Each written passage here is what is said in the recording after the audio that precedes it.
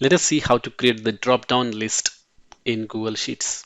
So we have got the data over here, and what I want to do is that in this city column, a user should be able to select one of the two cities. Either it should be Brisbane or Sydney. He should not be able to enter any other city in this particular column. So you can achieve that using the drop downs. And for that, what you do is go to the data and then click on data validation. So once you click on the data validation, you have to click on add rule, and then you have to select the range to which this data validation has to be applied. For that, you have to select a data range. So let us say I want to enter 10 records. So you can see that it has selected the data range from E2 to E10. So what will happen is that the drop down will appear on these cells. Then you just click on OK. The next thing is you have to add the criteria. So we want to add the drop down. So select the drop down. By default, drop down is selected.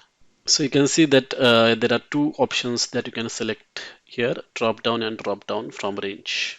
So drop down from range is useful if you have the data available that you want to add in the drop down. So I'm just gonna select drop down from a range, and then you have to give that range. So you can see that over here I have added these two cities, and in the drop down I want this Brisbane and Sydney to appear. So just click here, select data range, and then you have to select these two values and then click on OK. So now what will happen is that these two options will be added in the drop down, Brisbane and Sydney, and you can also choose different colors if you want. If the data is invalid, then the input will be rejected, and here you can change this display style as well.